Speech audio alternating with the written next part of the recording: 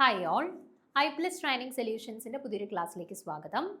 അപ്പം നമ്മൾ 2026 ജനുവരി സെറ്റ് എക്സാമിൻ്റെ ക്വസ്റ്റ്യൻസ് ഡിസ്കഷനാണ് നമ്മൾ കണ്ടിന്യൂ ചെയ്യുന്നത്. അപ്പോൾ തേർഡ് പാർട്ടാണ് ഇന്ന് കേട്ടോ. അപ്പം 10ാമത്തെ ചോദ്യം നോക്കുക. ഓർഗാനിക് കെമിസ്ട്രി റിലേറ്റഡ് ആയിട്ടുള്ള ക്വസ്റ്റ്യൻ ആണ്. The component X in the below reaction is. അപ്പോൾ ഇവിടെ ഒരു പെർട്ടിക്കുലർ റിയാക്ഷൻ തന്നിട്ടുണ്ട്. അപ്പം ഇവിടെ ഈ ഒരു റിയാക്ഷനിൽ എക്സ് എന്ന് പറഞ്ഞിട്ടുള്ള ഒരു കമ്പോണന്റിനെ റെപ്രസെന്റ് ചെയ്തിട്ടുണ്ട്. കമ്പോണന്റ് ഏതാണെന്ന് കൊടുത്തിട്ടില്ല, പകരം എക്സ് എന്ന് റെപ്രസെന്റ് ചെയ്തേക്കാണ്. ഓക്കെ, അപ്പൊ അത് ഏതാണെന്നുള്ളത് ഐഡന്റിഫൈ ചെയ്യാനാണ് ചോദ്യം. ഓക്കെ, അപ്പോൾ ഒരു അമൈഡ് തന്നിട്ടുണ്ട്, എക്സ് എന്ന് പറയുന്ന ഒരു കോമ്പൗണ്ട് തന്നിട്ടുണ്ട്, ഒരു കീറ്റോ ഗ്രൂപ്പ് തന്നിട്ടുണ്ട്. ഓക്കെ, ദെൻ റിയാക്ഷൻ നടക്കുന്നത് ആസിഡ് മീഡിയത്തിൽ H+ന്റെ പ്രസൻസിലാണ് എന്നുള്ളത് തന്നിട്ടുണ്ട്. എന്നിട്ട് നമുക്ക് പ്രോഡക്റ്റും തന്നിട്ടുണ്ട്. ഓക്കെ, അപ്പോൾ ഇവിടെ ഈ എക്സ് എന്ന് പറയുന്നത് അസിറ്റാൽഡിഹൈഡ് ആണോ, ഹൈഡ്രജൻ ആണോ, ഫൊമാൽഡിഹൈഡ് ആണോ, മിഥൈൽ മഗ്നീഷ്യം ഹാലൈഡ് ആണോ എന്നുള്ളത് ഐഡന്റിഫൈ ചെയ്യാനായിട്ടാണ് ചോദ്യം. അപ്പോൾ ക്വസ്റ്റ്യൻ കണ്ടു കഴിഞ്ഞാൽ നിങ്ങൾക്ക് ഇത് മനസ്സിലാവണം, ഇത് ഏത് ടൈപ്പ് ഓഫ് റിയാക്ഷൻ്റെ കറസ്പോണ്ടിങ് ആയിട്ടുള്ള കണ്ടീഷനാണ് ഈ കൊടുത്തിട്ടുള്ളത് എന്നുള്ളത് നമുക്ക് കൃത്യമായിട്ട് മനസ്സിലാവണം. അപ്പോൾ നിങ്ങൾ നോക്കിക്കേ, മാനിക് റിയാക്ഷൻ്റെ കണ്ടീഷനാണ് ഞാൻ ഈ കൊടുത്തിട്ടുള്ളത്. നോക്കിക്കേ, manic reaction is the condensation of aldehyde or ketone in form of an enol with an iminium ion producing beta amino alkyl carbonyl compounds. നോക്കിക്കേ, നമ്മുടെ മാനിക് റിയാക്ഷൻ്റെ കണ്ടീഷൻ എന്താണ്? പൊതുവെ ആൽഡിഹൈഡ്സ് അല്ലാന്നുണ്ടെങ്കിൽ കീറ്റോൺസ്, ആൽഡിഹൈഡിൻ്റെ പ്രസൻസിലും ഓക്കെ ഒരു സെക്കൻഡറി അമീൻസിൻ്റെ പ്രസൻസിലും റിയാക്ട് ചെയ്യുന്നു. React ചെയ്തിട്ട് നമുക്ക് കിട്ടുന്ന പ്രൊഡക്റ്റ് എന്താണ്? Beta amino alkyl carbonyl compound. അതായത് ബീറ്റ പൊസിഷനിൽ ഓക്കെ, ബീറ്റ പൊസിഷനിൽ ആമിനോ ഗ്രൂപ്പ് വരുന്ന ഒരു alkyl carbonyl compound. Okay, beta പൊസിഷനിൽ ആമിനോ ഗ്രൂപ്പ് വരുന്ന ഒരു ആൽക്കൈൽ കാർബണൈൽ കോമ്പൗണ്ട്സ് ആണ് നമുക്ക് ഈ മാനിക് റിയാക്ഷൻ്റെ ഫൈനൽ പ്രൊഡക്റ്റ് ആയിട്ട് കിട്ടുന്നത്. അപ്പം ഇവിടെ നോക്കിക്കഴിഞ്ഞാൽ ഞാനൊരു കീറ്റോ ഗ്രൂപ്പ് എടുത്തിട്ടുണ്ട്. കീറ്റോ ഗ്രൂപ്പിനെ ഒരു ആൽഡിഹൈഡും സെക്കൻഡറി അമീൻസുമായിട്ട് റിയാക്ട് ചെയ്തു. റിയാക്ട് ചെയ്ത സമയത്ത് ഈ കീറ്റോ ഗ്രൂപ്പിൻ്റെ ഓർത്തോ പൊസിഷനിലായിട്ടാണ് സബ്സ്റ്റിറ്റ്യൂഷൻ നടന്നത്. ആൻഡ് ആരാണ് സബ്സ്റ്റിറ്റ്യൂട്ടഡ് ആയിട്ടുള്ളത്? ഈ ആൽഡിഹൈഡും സെക്കൻഡറി അമീൻസും കണ്ടൻസേഷൻ റിയാക്ഷനിൽ ഇൻവോൾവ് ചെയ്തിട്ട് ആ കിട്ടുന്ന പ്രൊഡക്റ്റ് ആണ് ഈ ഓർത്തോ പൊസിഷനിൽ നമുക്ക് അറ്റാച്ച്മെന്റ് ചെയ്ത് നമുക്ക് കിട്ടിയിട്ടുള്ള ആ ഒരു ഫൈനൽ പ്രൊഡക്റ്റ് എന്ന് പറഞ്ഞാൽ. ഓക്കെ, അപ്പോൾ ഇവിടെ നോക്കിക്കേ, ഈ മാനിക് റിയാക്ഷൻ്റെ കണ്ടീഷൻ തന്നെയല്ലേ ഇവിടെയും തന്നിട്ടുള്ളത്. ആൽഡിഹൈഡ് അല്ലെങ്കിൽ ഒരു കീറ്റോൺ തന്നിട്ടുണ്ട്, പിന്നെ ഒരു സെക്കൻഡറി അമീൻ തന്നിട്ടുണ്ട്, പിന്നെ ഒരു എക്സ് ഗ്രൂപ്പ് തന്നിട്ടുണ്ട്. ആൻഡ് കിട്ടിയ പ്രൊഡക്റ്റ് എന്ന് പറയുന്നത് എന്ത് തന്നെയാണ്? ബീറ്റ പൊസിഷനിൽ ഒരു ആൽക്കൈൽ സബ്സ്റ്റിറ്റ്യൂഷൻ വരുന്ന രീതിയിൽ, ബീറ്റ പൊസിഷനിൽ ആമിനോ ഗ്രൂപ്പ് വരുന്ന രീതിയിൽ beta amino alkyl carbonyl compound ആണ് നമുക്ക് ഇവിടെയും പ്രൊഡക്റ്റ് ആയിട്ട് കിട്ടിയിട്ടുള്ളത്. ആൽഫ ബീറ്റ പൊസിഷനിൽ ആമിനോ ഗ്രൂപ്പ് വരുന്ന ഒരു ആൽക്കൈൽ കാർബണൈൽ കോമ്പൗണ്ട് ആണ് നമുക്ക് ഇവിടെയും പ്രൊഡക്റ്റ് ആയിട്ട് കിട്ടിയിട്ടുള്ളത്. ഓക്കെ, അപ്പോൾ ഇത് ആരുടെ കണ്ടീഷൻ ആണ് എന്നുള്ളത് നമുക്ക് ഉറപ്പിക്കാം. മാനിക് റിയാക്ഷൻ്റെ കണ്ടീഷൻ ആണ് എന്നുള്ളത് ഉറപ്പിക്കാം. ആൻഡ് ഇവിടെ എന്താണ്, സെക്കൻഡറി അമീൻസ് തന്നിട്ടുണ്ട്, കീറ്റോൺസും തന്നിട്ടുണ്ട്. ആൻഡ് മൂന്നാമത്തെ ആളപ്പോൾ ആരായിരിക്കും? തീർച്ചയായിട്ടും ആൽഡിഹൈഡ്, അസിറ്റാൽഡിഹൈഡ്. ഓക്കെ, ഇവിടുത്തെ കാർബണിൻ്റെ എണ്ണം വെച്ചിട്ട് നമുക്കത് ഫോർമാൽഡിഹൈഡ് ആണോ അസിറ്റാൽഡിഹൈഡ് ആണോ എന്നുള്ള കാര്യം ഉറപ്പിക്കാം. നോക്കുക, 1 2 3 4 1 2 3 4 ഓക്കെ, 4 ഗ്രൂപ്പ്സ് ആണ് വന്നിട്ടുള്ളത്. അപ്പോൾ തീർച്ചയായിട്ടും അസിറ്റാൽഡിഹൈഡ് വന്നാൽ ഒരു എക്സ്ട്രാ കാർബണും കൂടി വരും. അപ്പോൾ തീർച്ചയായിട്ടും എക്സിൻ്റെ സ്ഥാനത്ത് ആരേ വരുള്ളൂ? കാർബൺസിൻ്റെ എണ്ണം അവിടെ സാറ്റിസ്ഫൈ ചെയ്യണം എന്നുണ്ടെങ്കിൽ അവിടെ ഫോർമാൽഡിഹൈഡ് വന്നെങ്കിൽ മാത്രമേ പറ്റുള്ളൂ അല്ലേ. അപ്പോൾ തീർച്ചയായിട്ടും റിയാക്ഷൻസിൽ ഇൻവോൾവ് ചെയ്യുന്നത് ഫോർമാൽഡിഹൈഡ് ആയിരിക്കും. ഞാനിവിടെ ഒരു എക്സ്ട്രാ 2-3 പോയിന്റ് കൊടുത്തിട്ടുണ്ട്, അതൊന്ന് വായിച്ചു നോക്കുക. Formaldehyde is most often used due to its higher reactivity. അപ്പം നമ്മൾ പറഞ്ഞു യൂഷ്വലി ഈ പറയുന്ന അമീൻസും കീറ്റോൺസും ഒരു ആൽഡിഹൈഡുമായിട്ട് റിയാക്ട് ചെയ്യുമെന്ന് പറഞ്ഞു. ആൻഡ് ആൽഡിഹൈഡ് നമുക്ക് ഫോർമാൽഡിഹൈഡ്, അസിറ്റാൽഡിഹൈഡ് ഡിഫറെൻറ്റ് ഓപ്ഷൻസ് ഉണ്ട്. എങ്കിലും പോലും കൂടുതൽ അപ്രോപ്രിയേറ്റ് ആയിട്ട് അവിടെ വരുന്നത് ആര് തന്നെയാണ്?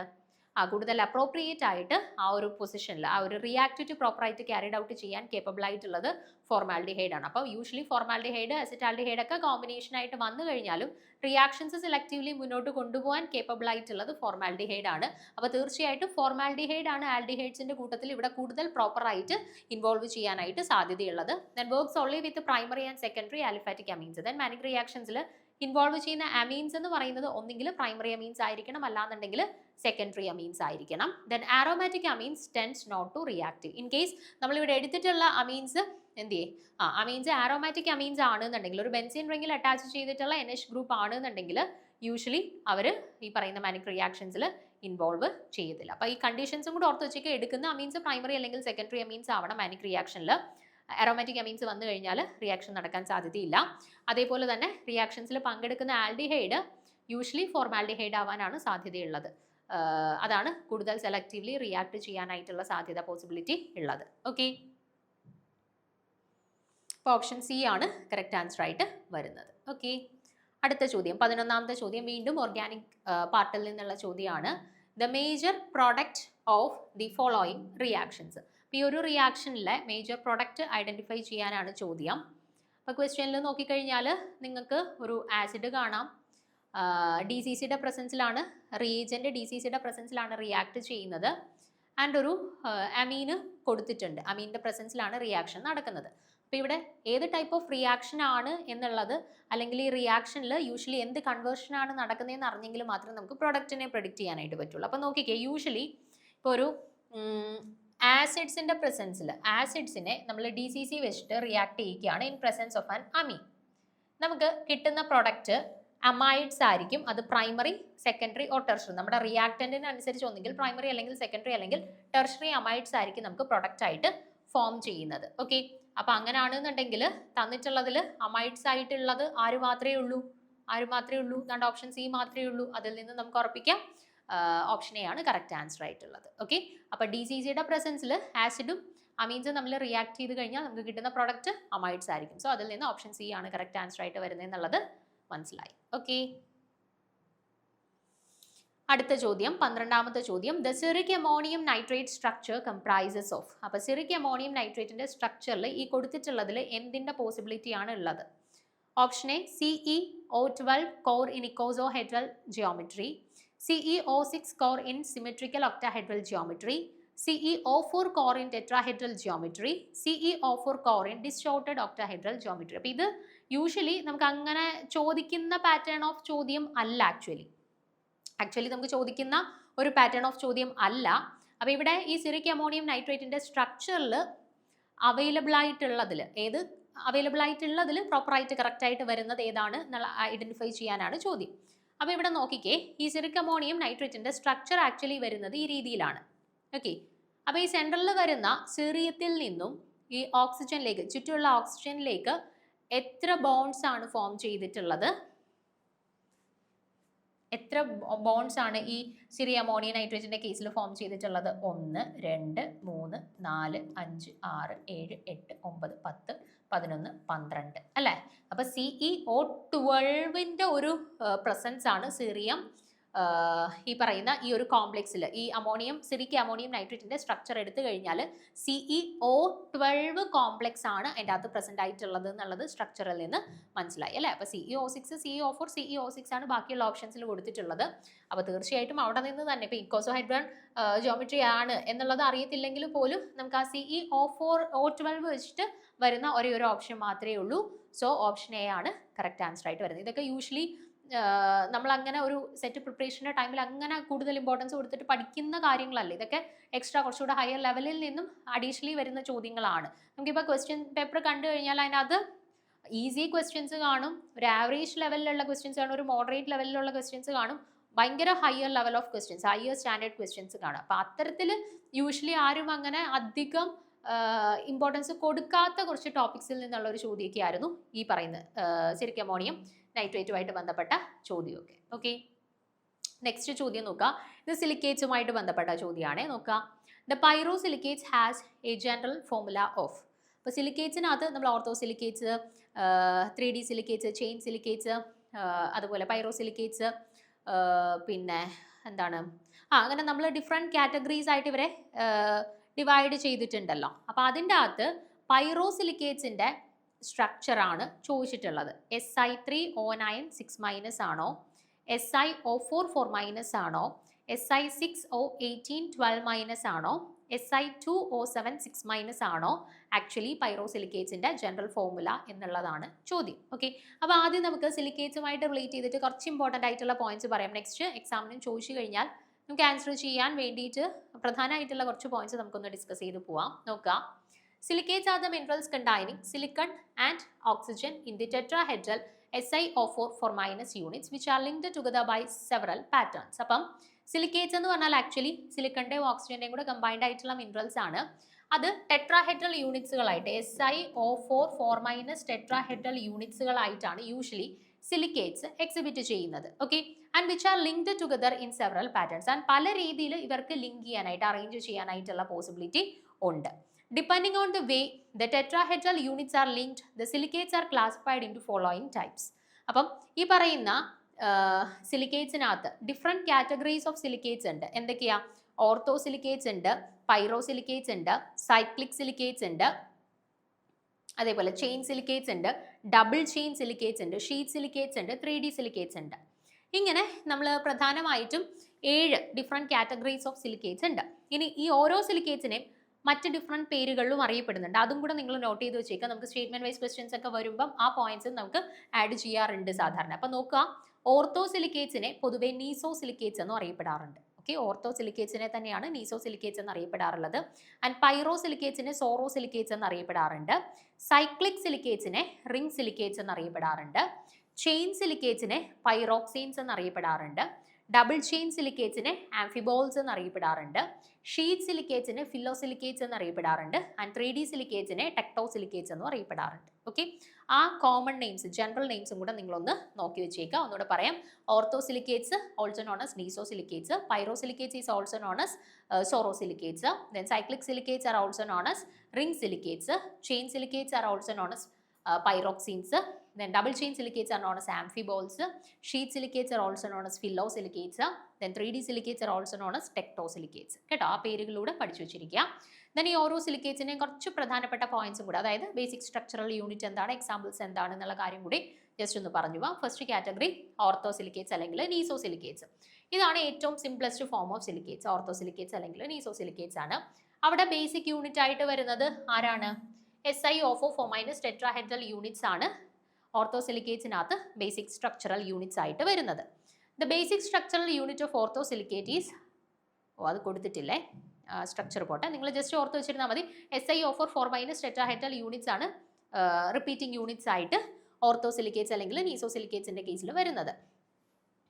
ഫീനസൈറ്റ്, വില്ലമൈറ്റ്, സിർക്കോൺ എക്സാമ്പിൾസ് നോട്ട് ചെയ്ത് വെച്ചേക്കുക. ഓർത്തോസിലിക്കേറ്റ്സിന്റെ കാറ്റഗറിയിൽ വരുന്ന എക്സാമ്പിൾസ് ആണ് സിർക്കോൺ, വില്ലമൈറ്റ്, ഫീനസൈറ്റ് ഒക്കെ. ഓക്കെ, ഇനി അടുത്തത് പൈറോസിലിക്കേറ്റ്സ്. പൈറോസിലിക്കേറ്റ്സിനെ തന്നെ സോറോസിലിക്കേറ്റ്സ് എന്നും പറയും. അവരുടെ കേസിൽ Si2O7 6- യൂണിറ്റ്സ് ആണ് എന്താ റിപ്പീറ്റിംഗ് യൂണിറ്റ്സ് ആയിട്ട് വരുന്നത്. നോട്ട് ചെയ്ത് വെച്ചേക്കുക. നമ്മുടെ പൈറോസിലിക്കേറ്റ്സ് അല്ലെങ്കിൽ സോറോസിലിക്കേറ്റ്സിന്റെ റിപ്പീറ്റിംഗ് യൂണിറ്റ് ആയിട്ട് വരുന്നത് Si2O7 6- യൂണിറ്റുകളാണ്. Okay, which is formed by joining two tetrahedral SiO4 4- which share one oxygen atom at one corner. രണ്ട് SiO4 4- ടെട്രാഹെഡ്രൽ യൂണിറ്റുകൾ പരസ്പരം ഒരു ഓക്സിജൻ ആറ്റം വഴി ജോയിൻ ചെയ്തിട്ടാണ് ഈ പറയുന്ന Si2O7 6- യൂണിറ്റ്സ് ഫോം ചെയ്യുന്നത്. The pyrosilicate ion is less basic than orthosilicate ion and there will be one mineral in nature containing pyrosilicate ion and that is thorthwitite. Examples നിങ്ങൾ നോക്കി വെച്ചേക്കുക. thorthwitite എന്ന് പറയുന്നത് ഈ പറയുന്ന പൈറോസിലിക്കേറ്റ്സ് അല്ലെങ്കിൽ സോറോസിലിക്കേറ്റ്സിന്റെ കാറ്റഗറിയിൽ വരുന്ന എക്സാമ്പിൾ ആണ്. മറ്റേത് നമ്മൾ ആദ്യം പറഞ്ഞ ഓർത്തോസിലിക്കേറ്റ്സിന്റെ എക്സാമ്പിൾ ആണ് സിർക്കോൺ, വിലമൈറ്റ്, ഫിനോസൈറ്റ് ഒക്കെ. ആൻഡ് തോർത്ത്വിറ്റൈറ്റ് എന്ന് പറയുന്നത് പൈറോസിലിക്കേറ്റ്സിന്റെ കാറ്റഗറിയിൽ വരുന്നതാണ്. അടുത്തത് സൈക്ലിക് സിലിക്കേറ്റ്സ്. സൈക്ലിക് സിലിക്കേറ്റ്സിനകത്ത് ബേസിക് യൂണിറ്റ് ആയിട്ട് വരുന്നത് SiO3 n ടൈംസ് 2n- ആണ്. നോട്ട് ചെയ്ത് വെച്ചേക്കുക.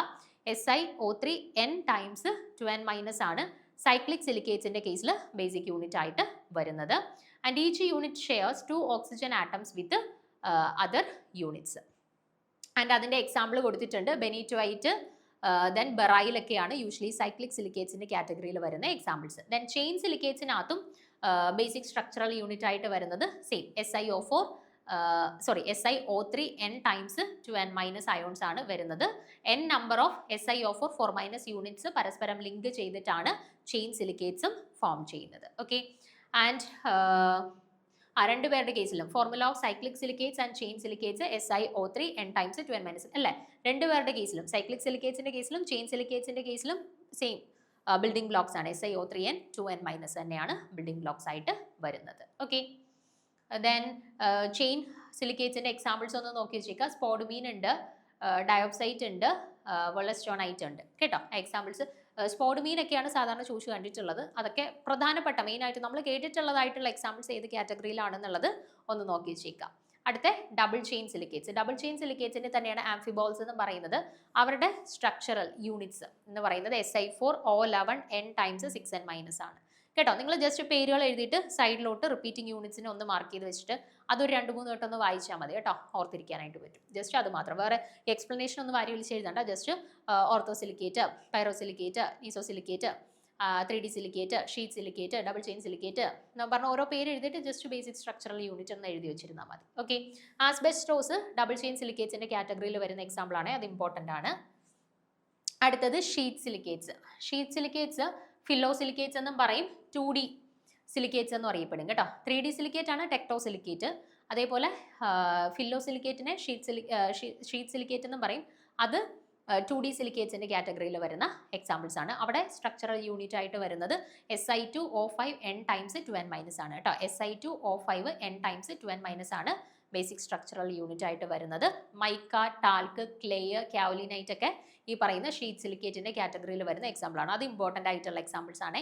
ടാൽക്ക്, മൈക്ക, ക്ലേ, കാവലിനൈറ്റ് ഒക്കെ ഷീറ്റ് സിലിക്കേറ്റ്സ് അല്ലെങ്കിൽ 2D സിലിക്കേറ്റ്സ്, അല്ലാന്നുണ്ടെങ്കിൽ ഫില്ലോ സിലിക്കേറ്റ്സിന്റെ എക്സാമ്പിൾ ആയിട്ട് വരുന്നതാണ്. ആൻഡ് അവസാനമായിട്ട് 3D സിലിക്കേറ്റ്സ്. 3D സിലിക്കേറ്റ്സിന്റെ തന്നെയാണ് നമ്മൾ ടെക്ടോ സിലിക്കേറ്റ് എന്ന് പറയുന്നത്. അവിടെയും റിപ്പീറ്റിംഗ് യൂണിറ്റ്സ് ആയിട്ട് വരുന്നത് SiO2 n ടൈംസ് ആണ് കേട്ടോ. പിന്നെ അതിൻ്റെ എക്സാമ്പിൾസ് നോക്കി വെച്ചേക്കുക. Quartz, then cristobalite. Quartz important ആയിട്ട് നോക്കി വെച്ചിരുന്നാൽ മതി. ക്വാഡ്സ് ആണ് ഏറ്റവും ഇമ്പോർട്ടൻ്റ് ആയിട്ട് 3D സിലിക്കേറ്റ്സിനകത്ത് വരുന്ന എക്സാമ്പിൾ. അപ്പം ഓരോ സിലിക്കേറ്റിൻ്റെയും എക്സാമ്പിൾസ് നോക്കി വെച്ചേക്കുക. Basic structural unit, repeating units ഏതാണെന്നുള്ളതും നോക്കി വെച്ചേക്കുക. ഇവിടെ നമ്മളോട് ചോദിച്ചിട്ടുണ്ടായിരുന്നത് പൈറോസിലിക്കേറ്റ്സ് ആയിരുന്നു അല്ലേ. പൈറോസിലിക്കേറ്റ് അല്ലാന്നുണ്ടെങ്കിൽ സോറോസിലിക്കേറ്റ് ഓർ പൈറാസിലിക്കേറ്റിന്റെ സ്ട്രക്ചർ നമ്മൾ ഓൾറെഡി പറഞ്ഞു. Si2O7 6 മൈനസ് ആണ്. 2 SiO4 ടെട്രാഹെഡ്രൽ യൂണിറ്റ് ഒരു ഓക്സിജൻ വഴി പരസ്പരം കണക്ട് ചെയ്തിട്ടാണ് Si2O7 6 മൈനസ് ഫോം ചെയ്യുന്നത്. ഓക്കെ, സോ ഓപ്ഷൻ ഡി ആണ് കറക്റ്റ് ആൻസർ ആയിട്ട് വരുന്നത് കേട്ടോ. അപ്പോൾ അത് നിങ്ങൾ കാണാതെ പഠിച്ചു വെച്ച് കഴിഞ്ഞാൽ ഏതിൻ്റെ ചോദിച്ചു കഴിഞ്ഞാലും നമുക്ക് ചെയ്യാനായിട്ട് പറ്റും കേട്ടോ. അത് അത്യാവശ്യം ഒന്ന് സിലിക്കേറ്റ്സിൻ്റെ ഏരിയയുമായിട്ട് ബന്ധപ്പെട്ടൊന്ന് പഠിച്ചു വെച്ചേക്കാനായിട്ട് ശ്രദ്ധിക്കുക. ഓക്കെ, അടുത്ത ചോദ്യം. The molecule N2O4 has no inversion centre, no C2 symmetry, 3 planes of symmetry, C3 symmetry. ഇതിലേതാണ് N2O4 മോളിക്യൂളുമായിട്ട് ബന്ധപ്പെട്ട് ശരിയായിട്ടുള്ള സ്റ്റേറ്റ്മെന്റ് എന്നാണ് ചോദ്യം. ഓക്കെ, അപ്പോൾ N2O4 മോളിക്യൂൾ ആദ്യത്തെ ഓപ്ഷൻ ആണ്. ഇതാണ് സ്ട്രക്ചർ വരുന്നത്. ആദ്യത്തെ ഓപ്ഷനിൽ കൊടുത്തേക്കുന്നത് no inversion centre of inversion ഇല്ല എന്നാണ്. പക്ഷെ നിങ്ങൾ നോക്കിക്കേ, നമ്മൾ ഇത് സെൻട്രൽ പോയിന്റ് ആയിട്ട് എടുത്തു കഴിഞ്ഞാൽ ഇവിടുന്ന് ഞാൻ ഇങ്ങോട്ട് പോകുമ്പോഴും ഓക്സിജൻ ആണ്, ഇങ്ങോട്ട് പോകുമ്പോഴും ഓക്സിജൻ ആണ്, ഇങ്ങോട്ട് പോയാലും ഓക്സിജൻ ആണ്, ഇങ്ങോട്ട് പോയാലും ഓക്സിജൻ ആണ്. ഓപ്പോസിറ്റ് സൈഡ്സിലോട്ട് മൂവ് ചെയ്യുമ്പോൾ സെയിം ആളുകളെയാണ് കാണുന്നത് അല്ലേ. അപ്പോൾ തീർച്ചയായിട്ടും ഇവിടെ ഒരു സെൻട്രോസിമിട്രി ഉണ്ട്.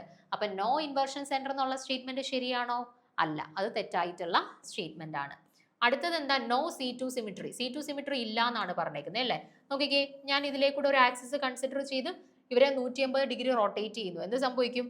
ഈ 1, 2 എന്ന് മാർക്ക് ചെയ്തവർ ഇപ്പുറത്തും വരും, 3, 4 എന്ന് മാർക്ക് ചെയ്തവർ അപ്പുറത്തും പോകും. അപ്പൊ C2 സിമിട്രി ഇവിടെ ഉണ്ടോ? ഉണ്ട്. അത് ശരിയായിട്ടുള്ള സ്റ്റേറ്റ്മെന്റ് ആണ്. പക്ഷെ ഇവര് നോ C2 സിമിട്രി എന്നാണ് കൊടുത്തിട്ടുള്ളത്. അപ്പൊ അത് ശരിയാവുമോ? ഇല്ല, അതും തെറ്റായിട്ടുള്ള സ്റ്റേറ്റ്മെന്റ് ആണ്. അടുത്തത് പറയുന്നത് 3 പ്ലെയിൻസ് ഓഫ് സിമിട്രി ഉണ്ട് എന്നാണ്. 3 പ്ലെയിൻസ് ഓഫ് സിമിട്രി എങ്ങനെയൊക്കെയാണ് നോക്കിക്കേ. നമുക്ക് ഇങ്ങനെ ഒരു പ്ലെയിൻ വെച്ചിട്ട് ഇവരെ കട്ട് ചെയ്ത് 2 ഈക്വൽ ഹാഫ്സ് ആക്കി മാറ്റാം. അതേപോലെ നമുക്ക് അവരെ ഇങ്ങനെ ഒരു പ്ലെയിൻ കട്ട് ചെയ്തിട്ടും 2 ഈക്വൽ ഹാഫ്സ് ആക്കി മാറ്റാം. അപ്പം 2 പ്ലെയിൻസ് ഓഫ് സിമിട്രി ആയേ. ഇനി മൂന്നാമത് നമ്മൾ ആപ്പിളിനെ നടുക്കൂടെ കട്ട് ചെയ്യുന്ന പോലെ ഇവരെ ഞാൻ സ്ലൈസ് ആക്കുന്നു, 2 സ്ലൈസ് ആക്കി കട്ട് ചെയ്യുന്നു. ഓക്കെ, അപ്പോൾ ഫ്രണ്ടിലോട്ട് ഈ 4 പോയിന്റ്സും ഉണ്ട്, ബാക്കിലോട്ടും ഉണ്ട്. മനസ്സിലായില്ലേ? നമ്മളൊരു ആപ്പിളിനെ നടുക്കൂടെ കട്ട് ചെയ്ത അപ്പുറത്തും ഇപ്പുറത്തും 2 ഈക്വൽ ഹാഫ്സ് കിട്ടത്തില്ലേ? അതുപോലെയുള്ള കട്ടിംഗ് ആണ് മൂന്നാമത് ആ ബ്ലൂ വെച്ചിട്ട് വരച്ചിട്ടുള്ളത്. അപ്പോൾ ഇവിടെ മൊത്തത്തിൽ എനിക്ക് എത്ര പ്ലെയിൻ ഓഫ് സിമിട്രീസ് കൺസിഡർ ചെയ്യാൻ പറ്റുന്നുണ്ട്? 3 പ്ലെയിൻ ഓഫ് സിമിട്രീസ് കൺസിഡർ ചെയ്യാൻ പറ്റുന്നുണ്ട്. അപ്പോൾ ആ സ്റ്റേറ്റ്മെന്റ് ശരിയാണോ? ശരിയാണ്. ദെൻ നാലാമത്തെ ഓപ്ഷനിൽ കൊടുത്തിട്ടുണ്ട് ഇവിടെ C3 സിമിട്രി ഉണ്ട്. അതുണ്ടോ? ഇല്ല. ഇവിടുത്തെ പ്രിൻസിപ്പൽ ആക്സിസ് തന്നെ C2 ആ. അപ്പോൾ പ്രിൻസിപ്പൽ ആക്സിസിനെക്കാട്ടിൽ ഹയർ ആയിട്ട് വരുന്ന സിമിട്രീസ് പോസിബിൾ ആണോ? അല്ല.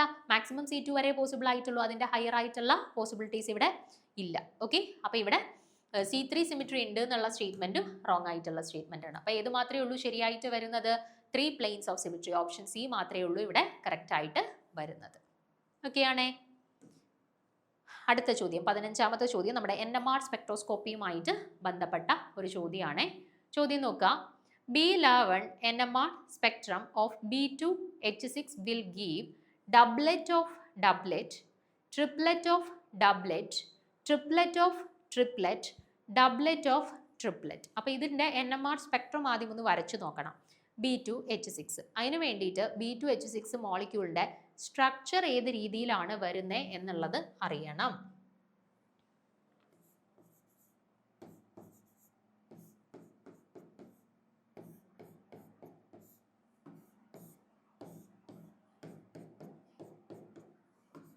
രണ്ട് ബോറോണും 6 ഹൈഡ്രജൻസ്. ഈ രീതിയിലാണ് B2H6ൻ്റെ സ്ട്രക്ചർ വരുന്നത്. ഇനി നിങ്ങൾ നോക്കിക്കേ, ഞാൻ 2 ബോറോണും ഐഡന്റിക്കൽ ആയിട്ടുള്ള ബോറോണാണ്. കാരണം ഈ ബോറോണിലേക്ക് 2 ടെർമിനൽ ഹൈഡ്രജൻസും 2 ബ്രിഡ്ജിങ് ഹൈഡ്രജൻസും ഉണ്ട്. ഈ ബോറോണിലേക്കും 2 ടെർമിനൽ ഹൈഡ്രജൻസും 2 ബ്രിഡ്ജിങ് ഹൈഡ്രജൻസും വന്നിട്ടുണ്ട്. അപ്പോൾ രണ്ടും ഐഡന്റിക്കൽ ആയിട്ടുള്ള ബോറോൺസ് ആണ്. അപ്പോൾ എനിക്ക് ഏതെങ്കിലും ഒരു ബോറോണിനെ കൺസിഡർ ചെയ്താൽ മതി. അത് തന്നെയായിരിക്കും, ഐഡന്റിക്കൽ അല്ലേ രണ്ടുപേരും. അപ്പോൾ ഏതെങ്കിലും ഒരു ബോറോണിനെ നമുക്ക് കൺസിഡർ ചെയ്താൽ മതി. അപ്പോൾ ഇതിൽ നിങ്ങൾ നോക്കിക്കേ, ഇവിടെ ഈ 2 ഹൈഡ്രജൻസും ടെർമിനൽ പൊസിഷൻസിലുള്ള 2 ഹൈഡ്രജൻസ് ആണ്. ഈ 2 ഹൈഡ്രജൻസിനെ ഞാൻ എ എന്ന് മാർക്ക് ചെയ്തു. 2 ഹൈഡ്രജൻസും ഐഡന്റിക്കൽ ആയിട്ടുള്ള 2 ഹൈഡ്രജൻസ് ആണ് അല്ലേ? അതേപോലെ ഞാൻ ഇതാണ്ട് ഈ ബ്രിഡ്ജിങ് പൊസിഷനിലുള്ള 2 ഹൈഡ്രജൻസിനെയും ഞാൻ ബി എന്ന് മാർക്ക് ചെയ്തു. ആൻഡ് അത് രണ്ടും ഐഡന്റിക്കൽ ആയിട്ടുള്ള ഹൈഡ്രജൻസ് ആണ്, രണ്ടും ബ്രിഡ്ജിങ് ഹൈഡ്രജൻസ് ആണ്. പക്ഷെ ഇതും ഐഡന്റിക്കൽ അല്ല, കാരണം ഇത് രണ്ടും ടെർമിനൽ ആണ്, ഇത് രണ്ടും ബ്രിഡ്ജിങ് ആണ്. ഓക്കെ. അപ്പം നമുക്ക് ആദ്യം ടെർമിനൽ ഹൈഡ്രജൻസ് കാരണം ഈ ബോറോൺ എത്രയായിട്ട് സ്പ്ലിറ്റ് ചെയ്യും എന്നുള്ളത് നോക്കാം. ഓക്കെ. എത്രയായിട്ട് സ്പ്ലിറ്റ് ചെയ്യും? 2Ni+1. ഓക്കെ. ഇത് ടെർമിനൽ ഹൈഡ്രജൻസ് കാരണമായിട്ടുള്ള സ്പ്ലിറ്റിംഗ് ആണ്. അപ്പോൾ എന്ത് വരും?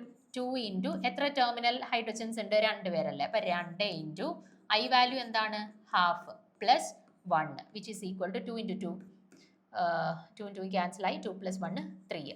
അപ്പോൾ 3 ആയിട്ട് സ്പ്ലിറ്റ് ചെയ്യും. ദാറ്റ് മീൻസ് ട്രിപ്ലെറ്റ് ആയിട്ട് സ്പ്ലിറ്റ് ചെയ്യും. ഇനി ബ്രിഡ്ജിങ് ഹൈഡ്രജൻസ് കാരണം എത്ര ആയിട്ട് സ്പ്ലിറ്റ് ചെയ്യും എന്നുള്ളത് അറിയണ്ടേ? അത് എത്രയായിട്ടാണ് സ്പ്ലിറ്റ് ചെയ്യുന്നത്? നോക്കിയേ, ബ്രിഡ്ജിങ് ഹൈഡ്രജൻസ് എത്ര എണ്ണം ഉണ്ട്? 2 എണ്ണമാണ് ഉള്ളത് അല്ലേ? അപ്പോൾ 2 ഇൻറ്റു 2 ഇൻറ്റു ഹാഫ് പ്ലസ് 1. അപ്പോൾ ടോട്ടലി 3 ആയിട്ട് സ്പ്ലിറ്റ് ചെയ്യും. അപ്പോൾ ആദ്യം ഈ 2 ഹൈഡ്രജൻസ് അവരെ ട്രിപ്ലെറ്റ് ആയിട്ട് സ്പ്ലിറ്റ് ചെയ്യിക്കും. അതിനുശേഷം ഈ 2 ഹൈഡ്രജൻസും അവരെ ഫർദർ ട്രിപ്ലെറ്റ് ആയിട്ട് സ്പ്ലിറ്റ് ചെയ്യിക്കും. അതായത് ഓവറോൾ പറയുകയാണെന്നുണ്ടെങ്കിൽ ഞാൻ ഇങ്ങോട്ടേക്ക് വരച്ച് കാണിക്കാം. അവരുടെ സ്പെക്ട്രം എങ്ങനെയാണ്, NMR സ്പെക്ട്രം എങ്ങനെയാണ് കിട്ടുന്നത് എന്നുള്ളത് നോക്കിക്കേ. നമ്മൾ ആദ്യം ടെർമിനൽ ഹൈഡ്രജൻസ് കാരണം 2Ni+1 ആയിട്ട് സ്പ്ലിറ്റ് ചെയ്തപ്പോൾ 2 into 2 into half plus 1 that is 3 triplet ആയിട്ട് സ്പ്ലിറ്റ് ചെയ്തു എന്ന് മനസ്സിലായി. അപ്പോൾ ഐ വാല്യൂ ഹാഫ് ഉള്ളവരുടെ കേസിൽ ട്രിപ്ലെറ്റ് ആയിട്ട് സ്പ്ലിറ്റ് ചെയ്യുമ്പോൾ എങ്ങനെയാണ് സ്പ്ലിറ്റ് ചെയ്യുന്നത്? നമ്മൾ പാസ്കൽസ് ട്രയാങ്കിൾ വെച്ചിട്ട് പഠിച്ചിട്ടുണ്ട്. 1:2:1 റേഷ്യോയിലാണ് സ്പ്ലിറ്റ് ചെയ്യുന്നത്. അപ്പോൾ ഇവരെന്ത് ചെയ്യും? ആദ്യം 1:2:1 റേഷ്യോയിൽ സ്പ്ലിറ്റ് ചെയ്യും. 1:2:1 റേഷ്യോയിൽ സ്പ്ലിറ്റ് ചെയ്തു. ഇത് ടെർമിനൽ കാർബൺസ് കാരണമുള്ള ടെർമിനൽ ഹൈഡ്രജൻസ് കാരണമുള്ള സ്പ്ലിറ്റിംഗ് ആണ്. ഇതിന് ശേഷം പിന്നീട് ആര് കാരണവും സ്പ്ലിറ്റ് ചെയ്യും? ബ്രിഡ്ജിങ് ഹൈഡ്രജൻസ് കാരണവും സ്പ്ലിറ്റ് ചെയ്യും. ബ്രിഡ്ജിങ് ഹൈഡ്രജൻസും 2 എണ്ണമാണ് ഉള്ളത്. സോ അവരും എത്രയായിട്ട് തന്നെയാണ് സ്പ്ലിറ്റ് ചെയ്തേക്കുന്നത്? 3 ആയിട്ടാണ് സ്പ്ലിറ്റ് ചെയ്യിക്കുന്നത്. അപ്പോൾ ഈ കിട്ടിയ ട്രിപ്ലെറ്റിനെ അവർ ഫർദർ ട്രിപ്ലെറ്റ് ആയിട്ട് സ്പ്ലിറ്റ് ചെയ്യിക്കും. അതായത് ഈ ഓരോ സിഗ്നലും ടെർമിനൽ ഹൈഡ്രജൻസ് കാരണം ഉണ്ടായ ഓരോ സിഗ്നലിനെയും ബ്രിഡ്ജിങ് ഹൈഡ്രജൻസ് എങ്ങനെ സ്പ്ലിറ്റ് ചെയ്യിക്കും? ട്രിപ്ലെറ്റ് ആയിട്ട് സ്പ്ലിറ്റ് ചെയ്യിക്കും. അതും ഏത് റേഷ്യോയിൽ തന്നെ? 1:2:1 റേഷ്യോയിൽ സ്പ്ലിറ്റ് ചെയ്യിക്കും. അപ്പോൾ എങ്ങനെ കിട്ടും?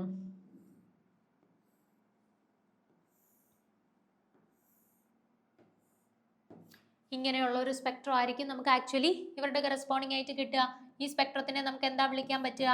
ആദ്യം ഒരു ട്രിപ്ലെറ്റ് കിട്ടി, അതിൻ്റെ ട്രിപ്ലെറ്റ് നമ്മൾ വരച്ചു അല്ലേ. അപ്പം ട്രിപ്ലെറ്റ് ഓഫ് ട്രിപ്ലെറ്റ് ആയിട്ടായിരിക്കും ഈ ഒരു സ്പീഷീസിൻ്റെ കറസ്പോണ്ടിങ് ആയിട്ടുള്ള NMR സ്പെക്ട്രം നമുക്ക് കിട്ടുന്നത്. അപ്പം നോക്കിക്കേ നിങ്ങൾ, ഇതിൻ്റെ ആൻസർ വരുന്നത് ഏതായിരിക്കും? ട്രിപ്ലെറ്റ് ഓഫ് ട്രിപ്ലെറ്റ് എന്ന് പറഞ്ഞിട്ട് നമുക്ക് വന്നിട്ടുള്ള ഓപ്ഷൻ എന്ന് പറയുന്നത് സി ആണ്. ഓപ്ഷൻ സി ആണ്, ട്രിപ്ലെറ്റ് ഓഫ് ട്രിപ്ലെറ്റ്. അതാണ് കറക്റ്റ് ആൻസർ ആയിട്ട് വരുന്നത്. ഓക്കെ, സോ അതിൽ ഡൗട്ടൊന്നും ഇല്ലല്ലോ. സി ആണ് കറക്റ്റ് ആൻസർ ആയിട്ട് വരുന്നത്. അടുത്ത ചോദ്യം നോക്കുക. 16ാമത്തെ ചോദ്യം ഹൈബ്രിഡൈസേഷനുമായിട്ട് ബന്ധപ്പെട്ട ചോദ്യമാണ്. സിമ്പിളാണ്. നമുക്ക് ക്വസ്റ്റ്യൻ വായിച്ചു നോക്കുമ്പോൾ ആൻസർ അറിയത്തില്ല എന്ന് തോന്നും. പക്ഷെ നമുക്ക് വളരെ സിമ്പിളായിട്ട് ലോജിക്ക് യൂസ് ചെയ്തിട്ട് ഇതിൻ്റെ ആൻസർ കണ്ടുപിടിക്കാം. നോക്കിക്കാൻ നിങ്ങൾ, when a 1:1 reaction of HCF4 and water in liquid HF is carried out, a square pyramidal molecule is obtained, which is. അപ്പം നമ്മൾ ചിന്തിക്കുന്നത് HCF4ഉം water in liquid HF react ചെയ്ത് കഴിഞ്ഞാൽ കിട്ടുന്ന പ്രൊഡക്റ്റ് ഏതാണ്? ഇതിൽ 4 എണ്ണത്തിൽ ഏത് പ്രൊഡക്റ്റ് ആണെന്ന് നമുക്ക് അറിയത്തില്ല. പക്ഷെ അവരൊരു ക്ലൂ തന്നിട്ടുണ്ട്, സ്ക്വയർ പിരമിഡൽ മോളിക്യൂൾ ആണ് എന്നുള്ളത്. അപ്പം നിങ്ങൾ എന്ത് ചെയ്താൽ മതി? നമ്മുടെ VSEPR തിയറി അനുസരിച്ചിട്ട് ഇതിൽ സ്ക്വയർ പിരമിഡൽ ജോമെട്രി വരുന്ന സ്പീഷീസ് ഏതാണെന്ന് നിങ്ങൾ കണ്ടുപിടിച്ചാൽ മതി. അപ്പം തന്നിട്ടുള്ള കൂട്ടത്തിൽ നിങ്ങൾ ചെയ്ത് നോക്കിയാൽ മതി. നിങ്ങൾക്ക് മനസ്സിലാവും ആകെ ഒരു സ്പീഷീസിന് മാത്രമേ നമുക്ക് സ്ക്വയർ പിരമിഡൽ ആയിട്ടുള്ള ജോമെട്രി കിട്ടുന്നുള്ളൂ. അത് ഏത് സ്പീഷീസ് ആണ് നോക്കിക്കാൻ നിങ്ങൾ. ഞാൻ ഈ XeO4 മോളിക്യൂളിനെ ഒന്ന് കൺസിഡർ ചെയ്യുകയാണേ. അപ്പം ഇവരുടെ കേസിൽ ആദ്യം ഞാൻ VSEP നമ്പർ ഒന്ന് കണ്ടുപിടിക്കാം. എന്താ വരിക? ആദ്യം വാലൻസ് electrons of the central atom. Central atom എന്ന് പറയുന്നത് ക്സീനോൺ ആണ്. ക്സീനോണിന്റെ വാലൻസ് ഇലക്ട്രോൺസ് എത്രയാ? 8 പ്ലസ് അതിനെ സറൗണ്ട് ചെയ്യുന്ന മോണോവാലന്റ് സ്പീഷീസുകളുടെ എണ്ണം. ഓക്സിജൻ ഉണ്ട് ഇവിടെ, പക്ഷെ അത് മോണോവാലന്റ് ആണോ? അല്ല, ഡൈവാലന്റ് ആണ്. ഫ്ലൂറിൻ ഉണ്ട് ഇവിടെ, മോണോവാലന്റ് ആണ്. എത്ര ഫ്ലൂറിൻ ഉണ്ട്? 4 ഫ്ലൂറിൻ ഉണ്ട് അല്ലേ. അപ്പം number of monovalent species 4. Plus or minus charge. സ്പീഷീസിന്റെ ചാർജ് വല്ലതും ഉണ്ടോ? ഇല്ല, ചാർജ് ഒന്നുമില്ല, 0 ആണ്. സോ ഡിവൈഡഡ് ബൈ 2 എന്ത് വരും? 12/2 which is equal to 6. VSEP number 6 കിട്ടിക്കഴിഞ്ഞാൽ നമുക്കറിയാം ഹൈബ്രിഡൈസേഷൻ എന്തായി ഇവിടെ? sp3d2 ഹൈബ്രിഡൈസേഷൻ ആണ് ഈ സ്പീഷീസ് അണ്ടർഗോൺ ചെയ്യുന്നത്. ഇനി കണ്ടുപിടിക്കേണ്ട എന്താണ്? ഇവിടെ എത്ര ബോണ്ട് പെയേഴ്സ് ഉണ്ട്, എത്ര ലോൺ പെയേഴ്സ് ഉണ്ട്. നോക്കിക്കേ, ക്സീനോണിനെ സറൗണ്ട് ചെയ്ത് മൊത്തത്തിൽ എത്ര പേരുണ്ട്? ഒരു ഓക്സിജനും ഉണ്ട്, 4 ഫ്ലൂറിനും ഉണ്ട്. അപ്പം മൊത്തത്തിൽ 4 + 1 5 ബോണ്ട് പെയേഴ്സ് ഉണ്ട്. എത്ര ലോൺ പെയേഴ്സ് ഉണ്ടെന്ന് നോക്കിക്കേ. ക്സീനോണിന്റെ ഈ ഒരു സ്പീഷീസിന്റെ കറസ്പോണ്ടിങ് ആയിട്ടുള്ള VSEP നമ്പർ 6 കിട്ടി. അതിൽ നിന്നും ബോണ്ട് പെയേഴ്സിനെ അങ്ങ് കുറച്ചാൽ മതി. നമുക്ക് എന്ത് കിട്ടും? ലോൺ പെയേഴ്സിനെ കിട്ടും. അപ്പോൾ ലോൺ പെയേഴ്സിന്റെ എണ്ണവും നമുക്ക് എന്ത് കിട്ടി? 1 കിട്ടി. ഓക്കെ, അപ്പോൾ ഇനി sp3d2 ഹൈബ്രിഡൈസേഷനകത്ത് 5 ബോണ്ട് പെയറും 1 ലോൺ പെയറും വരുന്ന രീതിയിൽ ഈ XeO4ന്റെ സ്ട്രക്ചർ ഒന്ന് വരച്ചേ.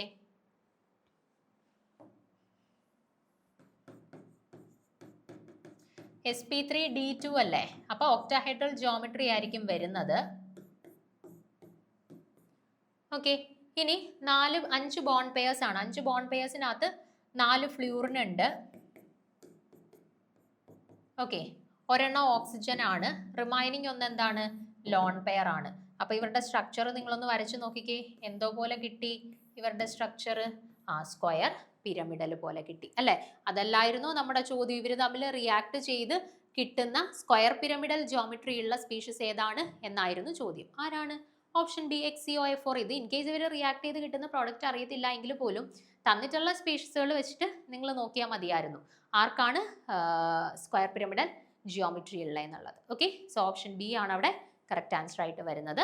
ബാക്കി ചോദ്യങ്ങളുണ്ട്, അത് നമുക്ക് വരുന്ന ക്ലാസ്സുകളിലായിട്ട് ഡീറ്റെയിൽ ആയിട്ട് ഡിസ്കസ് ചെയ്യാം. Okay, thank you.